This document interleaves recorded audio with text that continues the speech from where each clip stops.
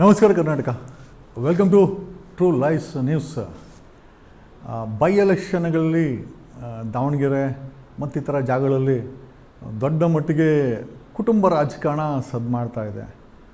ಕುಟುಂಬದ ರಾಜಕಾರಣದ ಬಗ್ಗೆ ಸದಾ ನಾವು ವಿರೋಧವನ್ನು ವ್ಯಕ್ತಪಡಿಸ್ಕೊಂಡೇ ಬರ್ತಾ ಇದ್ದೀವಿ. ಕಾರಣ ಯಾಕೆ ಅಂತಂದರೆ, ಈ ವಂಶ ಪಾರಂಪರೆಗೆ ಆಡಳಿತ ಮಾಡಿ ದಿಕ್ಕು ತಪ್ಪಿಸುವಂಥ ಕೆಲಸ ಮಾಡೋದು ಬದಲು ಹೊಸಬರಿಗೆ, ಹೊಸ ಪ್ರತಿಭೆಗಳಿಗೆ, ಹೊಸ ರಾಜಕೀಯ ಇಚ್ಛಾಶಕ್ತಿ ಇರೋರಿಗೆ ಐ ಥಿಂಕ್ ಪಕ್ಷಗಳು ಜಾಗ ಕೊಡಬೇಕು ಅಂತ. ಪಕ್ಷಗಳು ಯಾವುದೇ ಕಾರಣಕ್ಕೂ ಹೊಸಬರಿಗೆ ಮಣೆ ಹಾಕೋದಿಲ್ಲ, ಹೊಸಬರಿಗೆ ಜಾಗ ಕೊಡೋದಿಲ್ಲ. ತಾತ ಆದಮೇಲೆ ಅಪ್ಪ, ಅಪ್ಪ ಆದಮೇಲೆ ಮೊಮ್ಮಗ, ಇನ್ನೂ ಯಾರಾದರೂ ಇದ್ದರೆ ಅವರ ರೀತಿಯಲ್ಲಿ ಆಡಳಿತ ಮಾಡಿಸ್ಕೊಂಡು ಹೋಗಲಿಕ್ಕೆ ಒಂದು ರೀತಿಯಲ್ಲಿ ಹೇಳಲಿಕ್ಕೆ ಪ್ರಜಾಪ್ರಭುತ್ವ. ಬಟ್ ಆದರೆ ಕರ್ನಾಟಕದಲ್ಲಿ ನಡೀತಾ ಇರೋದು ಥೇಟ್ ರಾಜವಂಶಸ್ಥ ಥರ ಐ ಥಿಂಕ್ ಆಡಳಿತ ಅಂತ ಹೇಳ್ಬೋದು. ದಾವಣಗೆರೆ ವಿಚಾರಕ್ಕೆ ಬರೋದಾದರೆ ಮಲ್ಲಿಕಾರ್ಜುನ್ ಅಥವಾ ಮಲ್ಲಿ ಏನಿದ್ದಾರೆ, ಶಾಮನೂರ ಶಿವಶಂಕರಪ್ಪನವರ ಮಗ ಏನಿದ್ದಾರೆ, ಕರ್ನಾಟಕ ಕಾಂಗ್ರೆಸ್ ಸರ್ಕಾರದಲ್ಲಿ ಈಸ್ ಎ ಮಿನಿಸ್ಟರ್. ಅವರ ಪತ್ನಿ M P Prabha, doctor Prabha ಅಂತ, ವೃತ್ತಿಯಲ್ಲಿ ಡಾಕ್ಟರ್ ಅವರು, if I'm not wrong dentist ಇರ್ಬೋದು. ಅವರೂ ಸಹ ದಾವಣಗೆರೆ ಕ್ಷೇತ್ರದಿಂದ MP ಆಗಿ ಆಯ್ಕೆಯಾಗಿದ್ದಾರೆ, ಆಡಳಿತ ನಡೆಸ್ತಾ ಇದ್ದಾರೆ. ಈಗ ಶಾಮನೂರು ಶಿವಶಂಕರಪ್ಪರು ದೈವಾಧೀನವರಾದರು. ಈಗ ಆ ಒಂದು ದಾವಣಗೆರೆ ದಕ್ಷಿಣ ಕ್ಷೇತ್ರಕ್ಕೆ ಖಾಲಿಯಾಗಿರುವಂಥ ಜಾಗಕ್ಕೆ ಮಲ್ಲಿ ಪಟ್ಟೆ ಬಿಡ್ತಾ ಇಲ್ಲ. ಅಂದರೆ ಮಲ್ಲಿ ಎಲ್ಲಿ ಅಂತಂದರೆ ಟಿಕೆಟ್ ತೊಗೊಂಬಂದು ಮಗನನ್ನು ನಿಲ್ಲಿಸಿ ಗೆಲ್ಲಿಸಬೇಕು. ಆ ಒಂದು ಕಾರ್ಯದಲ್ಲಿ ಮಲ್ಲಿ ಬ್ಯುಸಿಯಾಗಿದ್ದಾರೆ.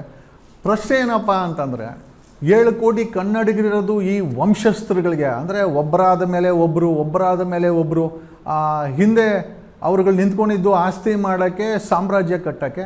ಈಗ ಕಟ್ಟಿರೋ ಸಾಮ್ರಾಜ್ಯನ ಮೇಂಟೈನ್ ಮಾಡೋಕ್ಕಾದರೂ ಮುಂದಿನ ಪೀಳಿಗೆನ ತೊಗೊಂಬಂದು ಬಲವಂತವಾಗಿ ನಾಯಕತ್ವ ಕೊಡುವಂಥ ಕೆಲಸಕ್ಕೆ ಎಲ್ಲ ಕಡೆ ಅದೇ ನಡೀತಾ ಇದೆ. ಅದು ಸಿದ್ದರಾಮಯ್ಯ ಆಗಿರ್ಬೋದು. ಸಿದ್ದರಾಮಯ್ಯನ ಮಗ ಮನೆ ಐ ಥಿಂಕ್ ವರುಣ ಕ್ಷೇತ್ರದಲ್ಲಿ ಸಿದ್ದರಾಮಯ್ಯನವರು ನಮ್ಮ ಮಗನೂ ಕೂಡ ಬೆಳೆಸಿ ಅಂತ ಇದ್ದಾರೆ.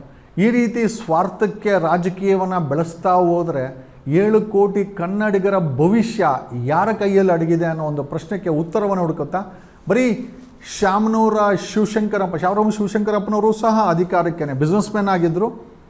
ಅವರು ದೊಡ್ಡ ಮಟ್ಟಕ್ಕೆ ತಮ್ಮ ಬಿಸ್ನೆಸ್ಸನ್ನು ಬೆಳೆಸಿದ್ರು.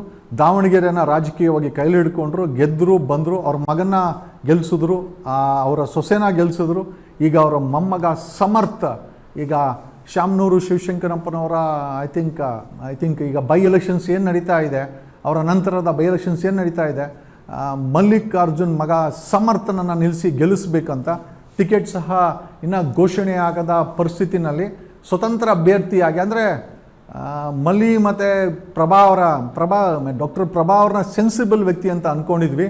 ಅವರೊಂದು ಸ್ಟೇಟ್ಮೆಂಟ್ ಕೊಟ್ಟಿದ್ದಾರೆ. ಏನಂತಂತಂದರೆ, ಯುವಕರು ರಾಜಕೀಯಕ್ಕೆ ಬರಬೇಕು. ಡೆಫಿನೆಟ್ಲಿ ಡಾಕ್ಟರ್ ಪ್ರಭಾ ನೀವು ಹೇಳಿದ ಮಾತು ಕರೆಕ್ಟು. ಬಟ್ ಯುವಕರು ಬರೀ ನಿಮ್ಮ ಮಗ ಬಿಟ್ಟರೆ ಬೇರೆ ಎಲ್ಲರೂ ಕೂಡ ವೋಟರ್ಸ್ ಅಂತ ನಿಮ್ಮ ಸಮರ್ಥನೆ ಏನಿದೆ, ಅಥವಾ ನಿಮ್ಮ ಸಮರ್ಥನೆ ಏನಿದೆ, ಖಂಡಿತವಾಗಿ ಇದು ಲಾಭದಾಯಕ ಆಗಬಾರ್ದು.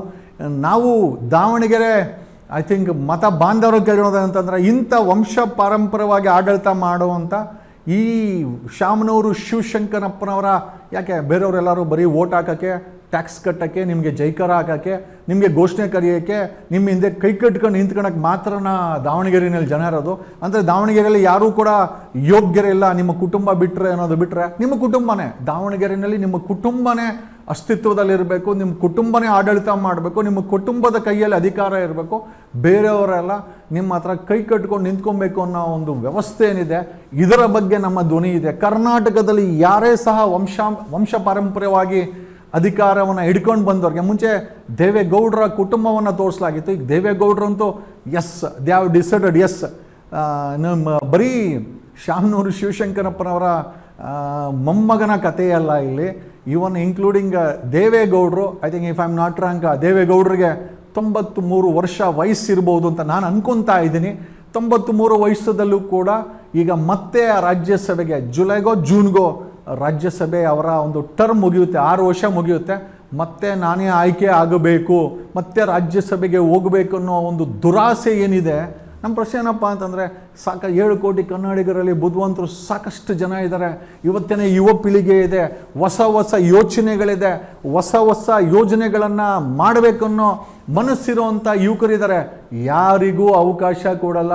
ಅದೇ ಮಲ್ಲಿಕಾರ್ಜುನ್ ಖರ್ಗೆ ಅವ್ರ ಫ್ಯಾಮಿಲಿ, ಅದೇ ದೇವೇಗೌಡ ಅವ್ರ ಫ್ಯಾಮಿಲಿ, ಅದೇ ಸಿದ್ದರಾಮಯ್ಯ ಅವ್ರ ಫ್ಯಾಮಿಲಿ, ಅದೇ DK ಶಿವಕುಮಾರ್ ಅವ್ರ ಫ್ಯಾಮಿಲಿ, ಅದೇ ಲಕ್ಷ್ಮೀ ಹೆಬ್ಬಾಳ್ಕರ್ ಅವ್ರ ಫ್ಯಾಮಿಲಿ, ಅದೇ ಯಡಿಯೂರಪ್ಪ ಅವ್ರ ಫ್ಯಾಮಿಲಿ, ಅದೇ ಈಶ್ವರ್ ಖಂಡ್ರೆ ಅವ್ರ ಮಗ ನೋಡಬೇಕು.